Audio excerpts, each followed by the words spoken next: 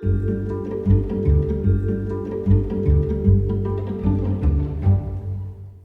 delighted today to be joined by one of the most brilliant novelists working in the crime genre.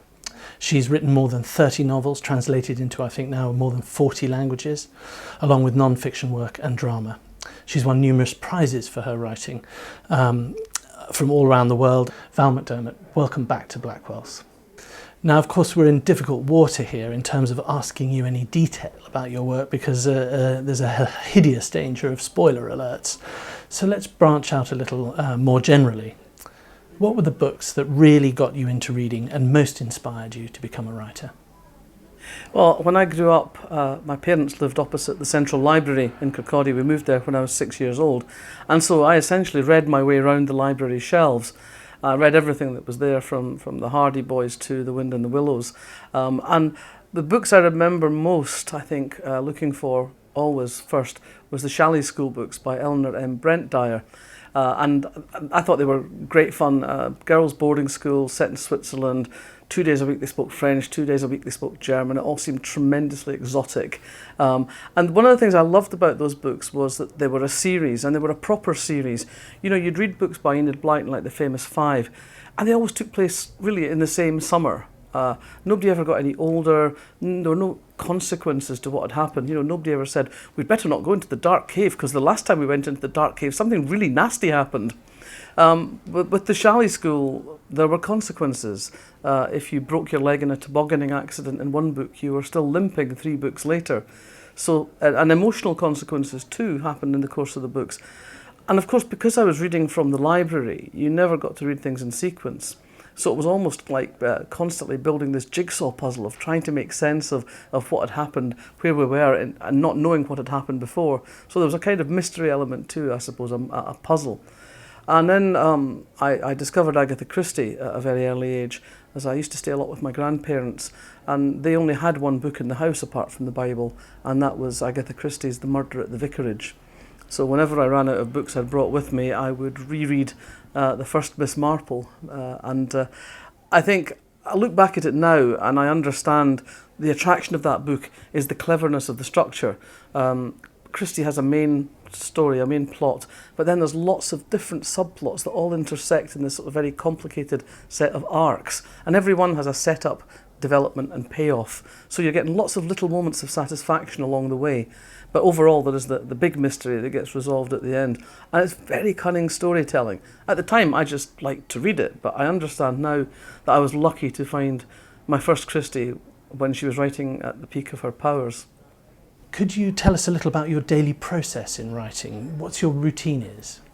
When I'm writing, which generally takes place between January and sort of the end of March, April, because it's the miserable time of year when you might as well be in your room writing because it's too unpleasant to be outside.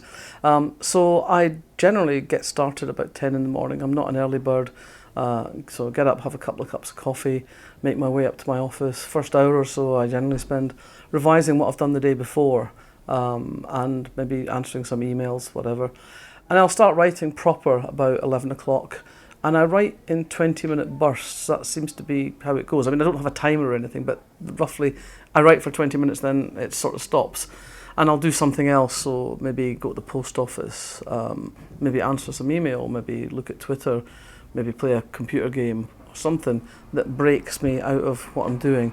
And then I'll come back to it. So the day kind of goes in these 20-minute blocks, really.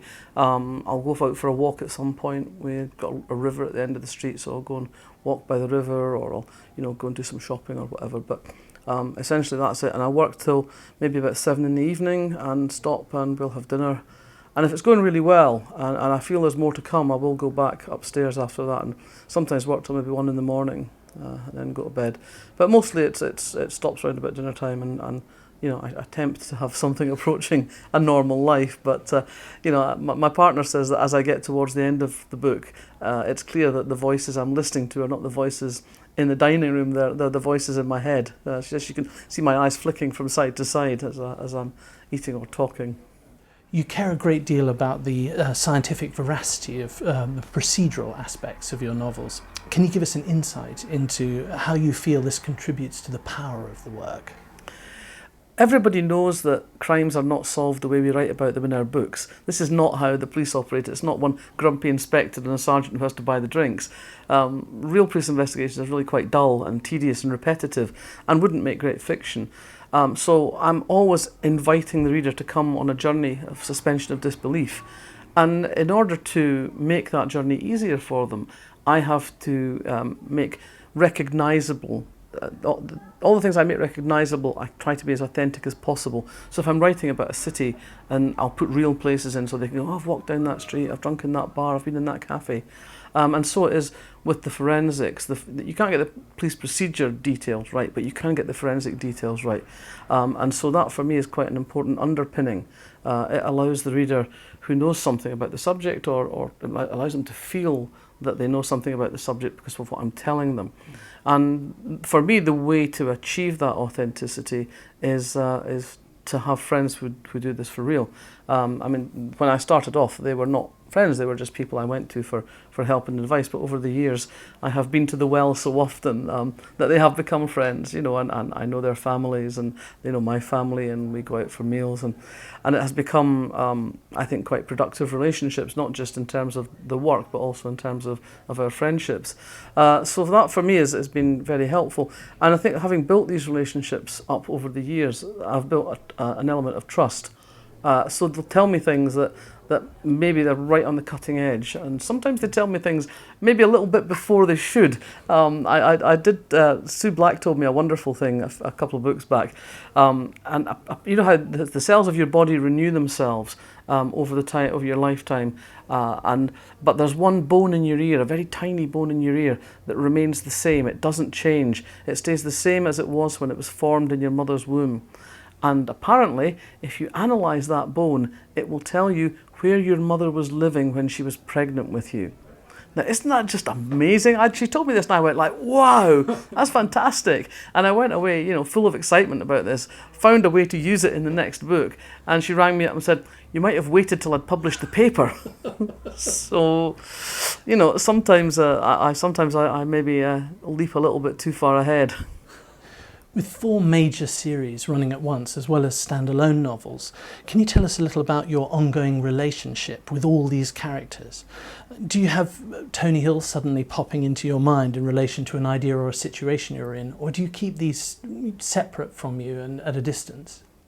Not really. They're not at the front of my mind when I'm not writing them.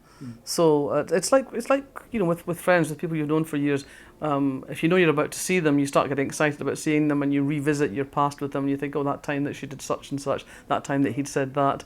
But when you're not actively engaging with them, they're kind of parked, I suppose, in part of your head. And so it is with the characters. When I'm not actually writing them, you know, I don't wake up in the morning and say, what would Karen Pirie do? Because frankly, having a gin first thing in the morning is not a good idea. But no, I'm very much, the ones I'm writing about are very present. And as I come towards the end of one book, the people who are going to be in the next book start to become a little more foregrounded. They come out of the shadows, and I can have the conversation with them of what have you been doing since I saw you last. So it is, as I say, kind of out of sight, out of mind. What are the books that are in your bedside pile at the moment? I'm not, well, I can say now, can't I? Because we've got the long list out. I've been a Booker Prize judge this year. So for a large chunk of the year, I couldn't answer that question because, of course, it's confidential which books have been submitted to be judged. And so I couldn't answer the question because that would give away too much information. What I'm doing at the moment is rereading the long list. So between longlisting and shortlisting, we all agreed to reread the 13 books that are on our long list, so I'm rereading those, and that's a fascinating experience. I think we've got a really good list, not out of any partiality. I mean, it wasn't one of those things where one judge was like speaking so violently for a book that the others had to give in. It was very much a process of consensus and discussion and respect and listening to each other, and people speaking for a book, people saying what they didn't like about a book or what they wasn't convinced about it. So in the rereading, I'm finding it very interesting because I'm rereading not just from my own experience of the book, but having heard what other people said about the book in the process of the judging room. So I've been considering their comments as well as I've been rereading, and it's a fascinating experience. And then, of course, once we get to the shortlist, what will happen then is that we'll read all those 6 books again. So the book that finally wins will have been read 3 times by 5 people. So it's going to be something that stands up to the weight of rereading. Following on a little bit from that, some novelists tell us that they don't actually read when they're writing so as not to be distracted by other voices. Is this something that you struggle with? I read when I'm writing, I listen to audiobooks when I'm writing. I feel confident enough of the voices in my head. I don't feel that I'm being interfered with by what I read, so it doesn't cause an interrupting. It's not an interruption in my writing process at all, or my reading process. If you weren't a writer, what would you be doing now? Probably on the dole. If I hadn't made it as a writer, I would have loved to have been a musician. We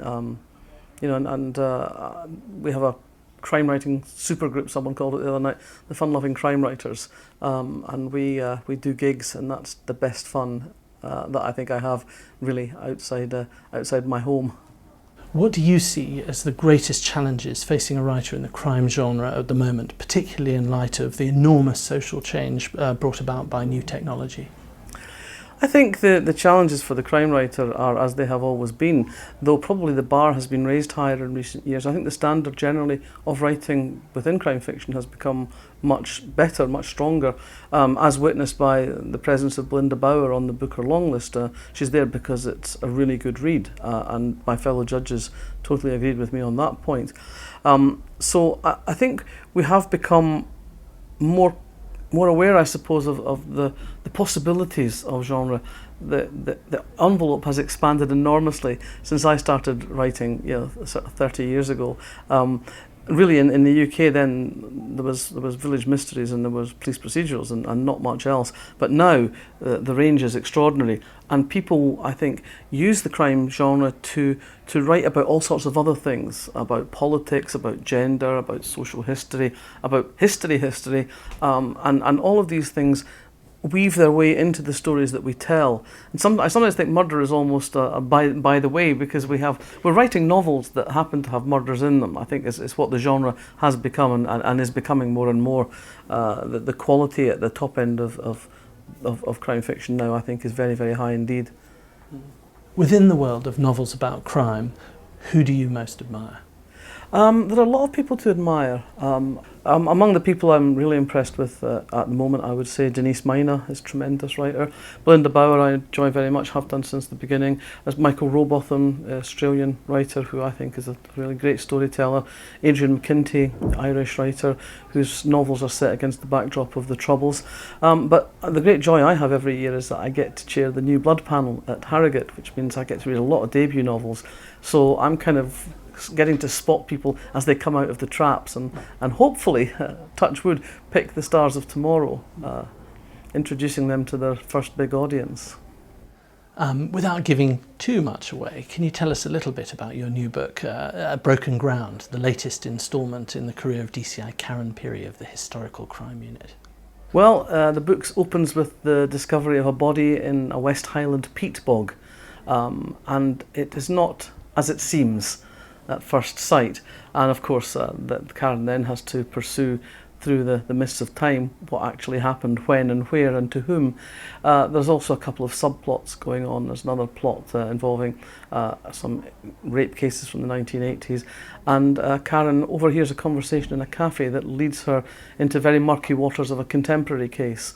So there's a lot going on, and she's also got the usual sort of office politics, and quite frankly, when Gin Monday comes around, she's very glad to see it. Val McDermid, thank you very much for joining us today. It's been a real pleasure talking to you. Thank you very much for having me.